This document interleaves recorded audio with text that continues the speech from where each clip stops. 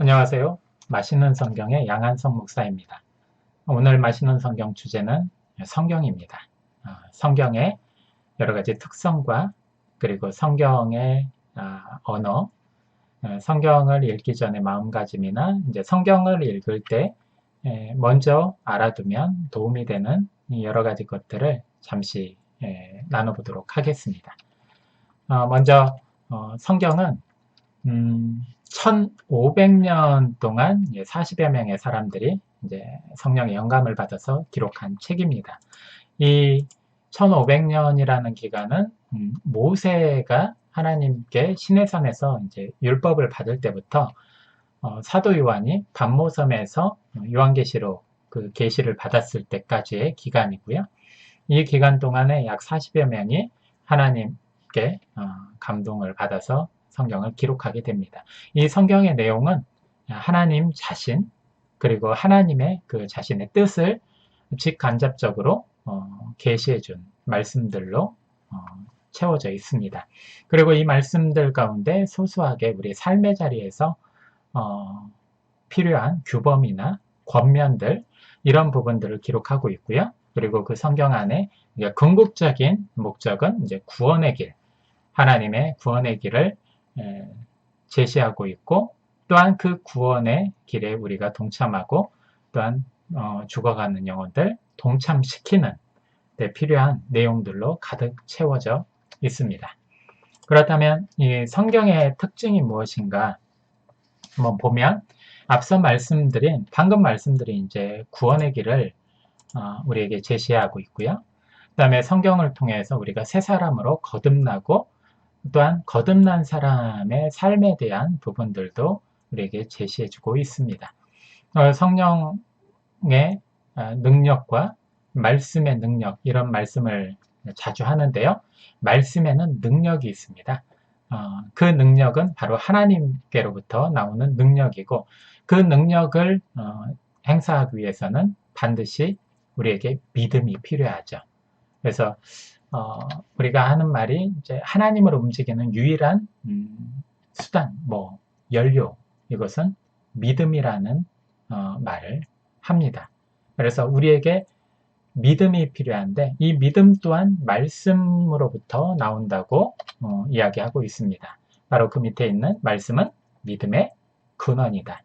로마서 10장 17절 말씀은 우리가 잘 알고 있는 말씀이죠. 믿음은 들음에서 나며 들음은 그리스도의 말씀으로 말미암았느니라. 우리가 볼 때는 성경은 그냥 단순히 어떤 책처럼 보이고 어떤 책의 내용을 그냥 읽는 것에 불과하고 무생물이고 그냥 단순히 우리가 지식적으로 알아갈 수 있는 그리고 종교인이 가지고 있어야 될 필수품 이런 식으로 생각하는 분도 없지 않아 있을 겁니다. 하지만 이것은 성경 안의 내용처럼 믿음대로 되는 것입니다. 내가 성경을 하나님 말씀으로 믿으면 그 말씀에는 능력이 있고 그 말씀에는 창조의 힘이 있습니다. 그리고 그 말씀을 통해서 기적과 믿음이 생성되는 것이죠. 하지만 반대로 그렇지 않고 믿지 않고 그리고 그냥 평범한 책, 베스트셀러 중에 하나, 어떤 종교인들의 필수품 이렇게 생각하면 그 믿음의 수준대로 아무런 능력과 역사가 일어나지 않는 바로 정직하고 확실한 결과물을 내는 바로 그 성경입니다. 여러분들은 믿으실 겁니까? 아니면 그저 평범한 베스트셀러 책으로 생각하실 겁니까? 그 선택은 여러분들의 또한 믿음에 달려 있습니다. 진리로, 즉 말씀으로 또한 거룩하게 됩니다. 우리가 거룩이라는 말은 구별과 같이 사용을 하죠. 그래서 죄에서 구별되고 세상에서 구별되고 그리고 유혹과 미혹과 그리고 죄악 여러 가지 하나님이 싫어하는 부분들과 구별해서 의지적으로 구별되어서 하나님 편에 서는 것 그리고 하나님의 주권을 의지하는 것 이렇게 구별되는 것을 거룩한 삶이라고 합니다. 우리는 죄인입니다. 우리의 행위로서는 의롭다함을 받지 못한다고 합니다. 우리가 하나님 편에 서서 하나님을 의지하고 주 예수 그리스도 안에서 그 말씀을 의지하고 말씀을 따를 때 우리는 거룩하게 되는 것입니다. 그래서 이 거룩하게 된 우리들 바로 그 말씀 가운데 진리 가운데 자유함을 얻게 되는 것이죠.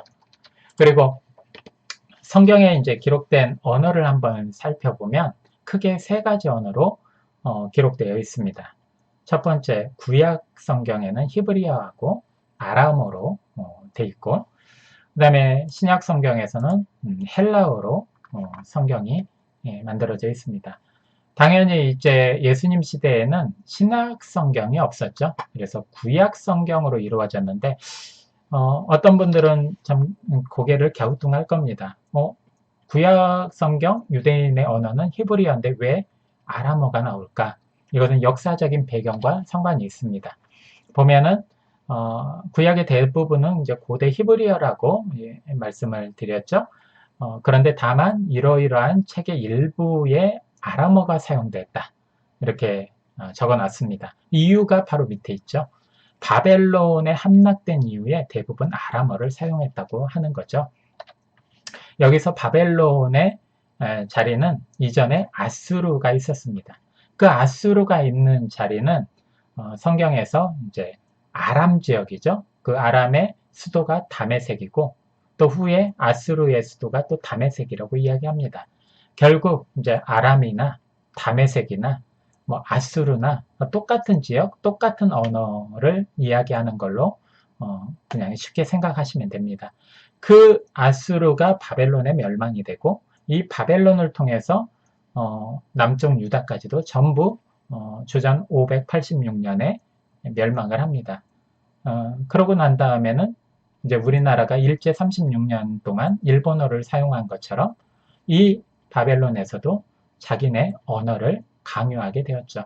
그래서 여기 나와 있는 것처럼 이제 아람어가 사용되고 그 뒤에 이제 성경이 필사되고 하면서 약간씩 아람어가 그 안에 삽입되게 되는 것입니다.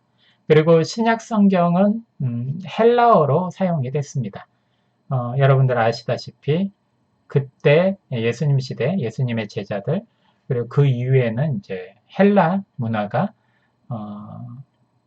그 유대 지역뿐만 아니라 많은 지역에 퍼져 있었죠. 그래서 자신의 언어가 아닌 헬라어를 사용하게 됐고 결국 유대인들도 헬라어가 이제 공용어가 되었고 그럼으로써 이제 그들도 성경 또한 헬라어로 번역해야 되는 상황에 이르게 된 것입니다. 그래서 처음으로 번역하게 된 이제 헬라어는 여기 나와 있는 70인역 성경입니다. 그래서 이 70인역 성경을 셉투아진타라고 하는데 이 셉투아진타는 70이라는 뜻이고요. 여기 70이라는 숫자가 나와 있는 것처럼 70여 명의 유대 랍비들이 번역한 책이라고 해서 이렇게 이름을 지었습니다. 당시에 톨레미 2세라는 왕이 있었는데요. 애굽을 다스리던 왕입니다. 이제 알렉산더 대왕이 죽고 그 뒤에 후사가 없어서 그 밑에 있던 장군들이 그 나라를 나눠 가졌죠. 그 중에 이제 애굽 지역을 톨레미 왕국, 때로는 뭐 프톨레미라고도 합니다. 그 왕국의 왕이 지배하고 있었는데 당시 톨레미 2세 지배 아래에서 알렉산드리아에 큰 도서관을 짓습니다.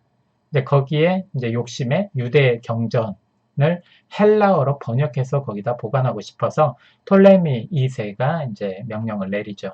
그래서 거기 알렉산드리아 지방에 6명씩 12지파에서 6명씩 차출을 해서 72명을 데려와서 72개의 방에서 72일 동안 분량대로 번역하고 모아서 만든 책 바로 70인역입니다.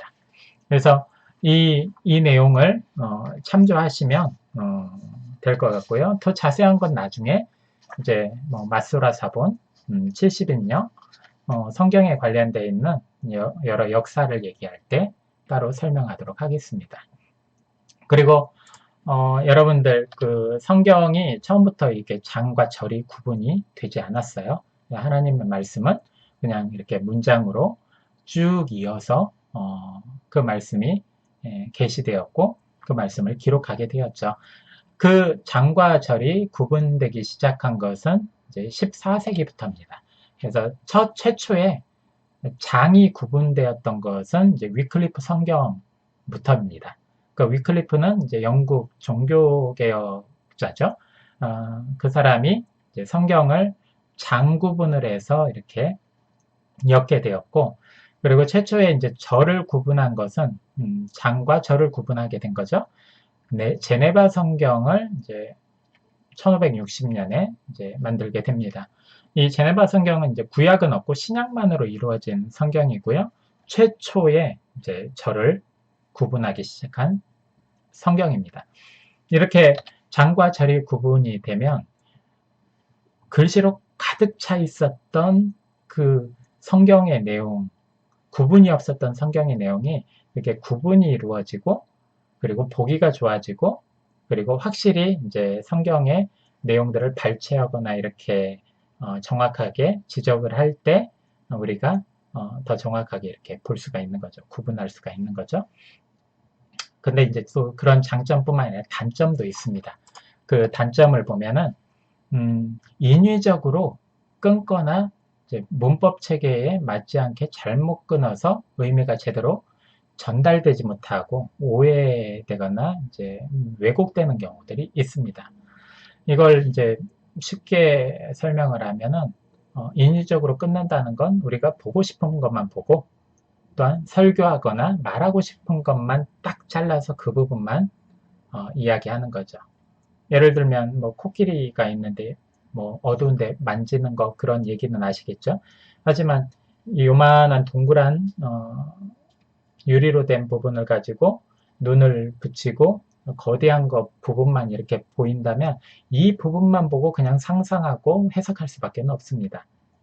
또 다른 쪽으로 보면 이제 성경 말씀 중에 내가 원하는 뭐 위로받고 복받고 뭐 성공하고 이런 내용들과 함께 이제 심판당하고 회개하고 이런 부분이 있는데, 이 심판과 회개는 좀 불편해서 안 보고 내가 보고 싶은 것만 골라서 보다 보면 이 잘못된 신앙의 습관이 형성이 되겠죠. 이런 이제 부분들, 그리고 문법 체계, 문맥, 그거와 상관없이 이렇게 끊어서 읽다 보면은 여러 가지 오류가 발생합니다. 그 중에 하나가 아버지가 방에 들어가신다. 아버지 가방에 들어가신다. 이것도 하나의 이제 문법적인 부분들, 뭐 조사가 무엇이고, 뭐 뒤에 목적어가 무엇이고, 이런 것들을 무시하면 이런 식으로 전혀 다른 해석이 나올 수가 있습니다. 결국 장과 절이 구분되면서 이 구분된 부분들을 편식하듯이 우리가 원하는 부분만 읽게 되고 그 부분만 해석하게 되고, 또한 언어가 번역되면서 히브리어가 헬라어, 헬라어가 라틴어, 라틴어가 독일어, 이렇게 언어와 문법 체계가 다른 나라 언어로 번역되면서 이런 문법적인 오류가 생겨서 이제 각 나라마다 이 해석하는 차이가 조금씩 다른 부분도 있다는 것, 그것이 이제 단점으로 발견되게 되었습니다. 이제 성경 읽기에 대하여 이제 또 아주 기본적이고 원론적인 부분이지만 중요한 읽기 전에 알아야 될 마음가짐에 대해서 얘기해 볼까 합니다. 하나님의 말씀이 성경이죠. 하나님의 말씀이 성경이라는 거 여러분들이 잘 아시는 부분입니다.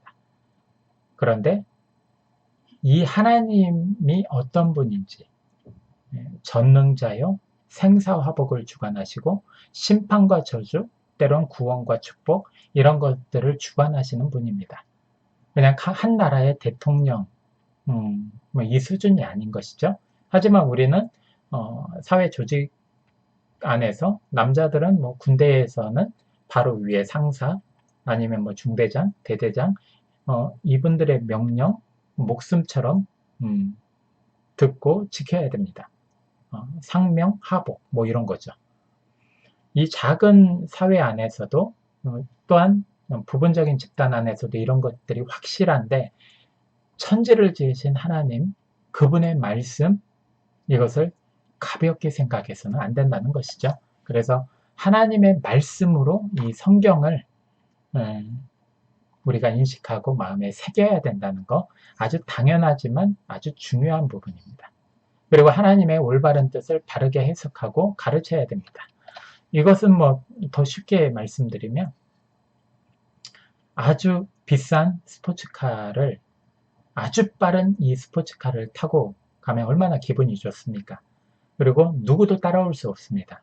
하지만 아무리 빠른 것이라도 방향이 잘못되면 빠르면 빠를수록 목적지, 원하는 곳에서 더 멀어지게 됩니다. 하나님의 말씀이 바로 그렇습니다.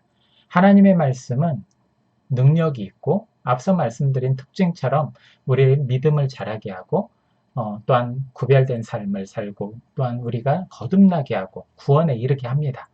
그렇지만 잘못된 하나님의 말씀의 해석, 잘못된 가르침, 이것은 우리가 구원의 길에서 멀어지게 하고 또한 우리가 하나님의 뜻에서 멀어지게 되고 하나님의 축복과 하나님의 은혜와 하나님의 평강보다는 또한 심판과 또한 우리의 고난과 어려움, 더 많은 문제에 봉착하게 됩니다.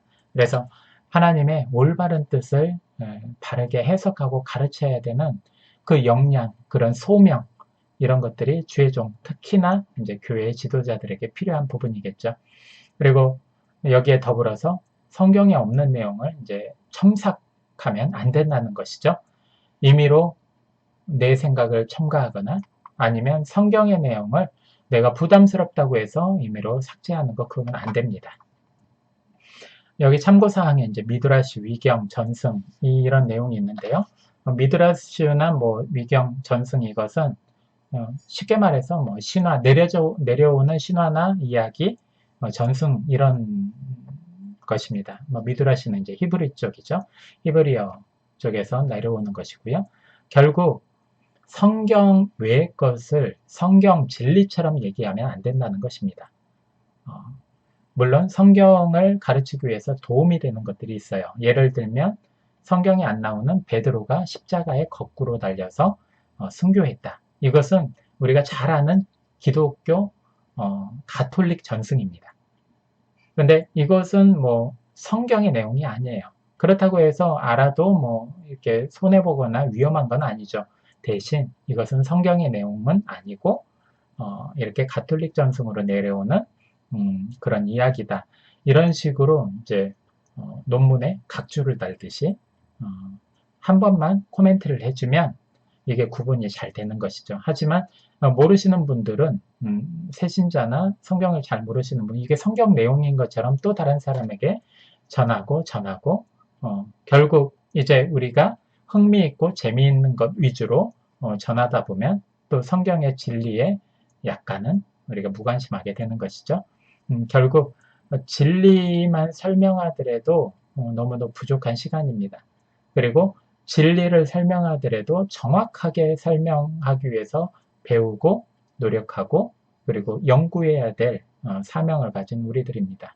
여기 나와 있는 것처럼 성경 외의 것에 대해서는 좀 지양하거나 삼가시고 우리가 성경을 가르치거나 나눴으면 좋겠습니다. 그리고 중요한 부분이죠. 또 단순하게 우리가 잘 아는 부분입니다.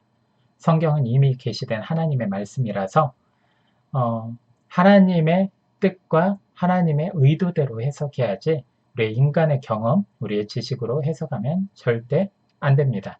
우리가 오류를 많이 겪죠. 전문가일수록 또한 많이 배운 사람일수록 내가 그쪽으로 박사고 내가 그쪽으로 경험이 많고 하는 사람일수록 그 부분에 대한 신뢰도가 높기 때문에 다른 어떤 지식이나 진리를 받아들이기가 힘듭니다. 특히 교회에서도 그런 것들이 많고 저희 목회자들도 그런 부분이 상당히 많이 있습니다. 내가 틀릴 수도 있다. 내가 다른 사람과 내가 또 다를 수도 있다. 이것을 염두에 두고 겸손한 마음으로 하나님의 진리를 위해서 내 것을 내려놓고 그 진리를 받아들일 수 있는, 그리고 내 지식과 경험을 내려놓고 하나님의 진리를 앞세울 수 있는 그러한 성경, 그런 가르침이 되었으면 좋겠습니다. 그리고 성경은 가장 좋은 참고서가, 성경을 해석할 때 가장 좋은 참고서는 바로 성경입니다. 그래서 성경 안에서 하나님의 말씀은 동일해요. 그래서 구약의 말씀과 신약의 말씀이 뭐 따로 설명하기도 하는데, 따로가 아니라 구약에서 말씀하신 하나님이 신약에서, 그리고 지금도 동일하게 어제나 오늘이나 동일하십니다. 그래서 구약에서는 이렇게 말하고 신약에서는 이렇게 말한다, 이런 설명은 잘못된 겁니다. 항상 하나로 이어져 가고 하나님의 말씀은 변함이 없습니다. 그래서 신약에서 어떤 말씀을 봤으면 구약에서도 하나님의 의도는 똑같습니다. 그래서 이 부분을 이제 참고할 때 성경의 가장 좋은 참고서는 성경입니다. 그리고 이 부분에 대해서 우리가 좀 부족하다 할 때는 이제 주의 종의 도움도 받지만, 또한 기도하면서 성령의 이제 분별력과 지혜를 구하는 것이죠. 은사 중에 이제 지혜의 말씀, 지식의 말씀, 이런 은사도 있듯이 우리가 말씀과 기도로, 또한 성령의 조명을 받아서 바르게 성경을 읽고 해석해야 될 줄로 믿습니다. 또한 이제 성경을 읽을 때 중요한 부분, 읽기 전에 이 부분을 알면 상당히 유익한 부분이죠. 이스라엘과 그 주변 민족을 알아가기. 이건 뭐냐면 우리 한국에서 계시받고 몇천 년 동안 내려온 성경이 아니죠. 이 성경은 우리나라에서 꽤 멀리 떨어져 있는 이스라엘, 그리고 지금으로부터 수천 년 전에 계시되고 이어져 온 말씀, 그리고 거기서부터 이제 여러 언어로 번역되어 온 말씀들이에요. 그래서 그 언어가 번역되고 역사적으로 흘러내려오고 하면서 많은 격동이 있었고 변화가 있었습니다. 여기 이제 보면은 성경 시대의 그 원역사 시대를 빼더라도 아브라함 때부터 요한계시록까지 2200년이고, 이때부터 또 2000년 뒤니까 4000년 이상을 이렇게 내려온 성경이에요. 그래서 이 성경 내용 보면 시대적인 차이도 있고 민족 국가별 차이도 있기 때문에 이걸 고려해야 됩니다. 그래서 문화도 다르고 역사도 다르고 뭐 여러 가지 지리, 식생은 뭐 자라는 식물, 생물, 이런 종류들이죠. 이런 것들이 다 다릅니다. 이전에, 지금은 이제 노아의 방주를 고페르나무로 만들었다고 하죠. 고페르나무는 기본적으로 안에 이제 유분, 기름기가 있어서 이제 방수 역할을 해줄 수 있는 나무라고 해요. 근데 중국이나 우리나라에는 그런 나무가 없어요. 그래서 예전에 한글 성경, 개역 성경, 개역 한글, 이쪽 보면 고페르나무 대신에 아카시아인가요? 그런 식으로 이제 우리나라에 있는 걸로 대체를 하거나 그런 식으로 이제 단어를 바꿉니다. 그러면 이제 성경의 정확한 의미가 해석이 안 되죠. 아카시아 나무로 배 만들었다가 가라앉게 되겠죠. 이런 것처럼 사소한 것까지도 오류들이 많이 발생이 됩니다. 그래서 여기 나와 있는 것처럼 여러 가지를 먼저 선지식으로 알고 성경을 읽으면 도움이 많이 되고요. 또 하나는 성경 해석하는 이제 학자분들이 자주 하는 말씀인데, 성경은 지금 이곳에서의 관점이 아니라 그때 그곳에서의 관점으로 읽어야 된다는 것이죠. 아주 이것이 중요한 부분이에요. 저도 많이 도움을 이전에 공부할 때 받았던 내용이에요. 그래서 우리가 지금의 눈으로 성경을 읽으니까 그 당시를 상상을 못 하잖아요. 결국 그 당시를 상상하려면 그 당시의 문화와 역사를 알아야 되겠죠. 그래서 여기 나와 있는 것처럼 문화, 역사, 종교, 풍습, 지리, 식생, 언어적 특성, 이걸 알아야 돼요. 이것을 이제 가르쳐 주는 게 이제 교회에서 뭐 성경 공부나 여러 가지 세미나 이런 것들을 통해서 여러분들이 배우시고 습득을 하셔야 됩니다. 그러면 개인적으로 성경을 통독하거나 묵상할 때 상당히 많은 은혜가 됩니다. 이제 앞서 말씀드린 것처럼 여러 가지 이유 때문에 성경의 오류, 왜곡, 첨가, 삭제, 유추, 이런 부분들이 이루어졌습니다. 성경은 동일해요. 어제나 오늘이나 영원토록 하나님이 동일한 것처럼 하나님의 말씀도 동일하고 불변하고 진리고 그리고 1.1획도 하나라도 다 작은 것부터 큰 것까지 전부 이루어집니다. 정확하고.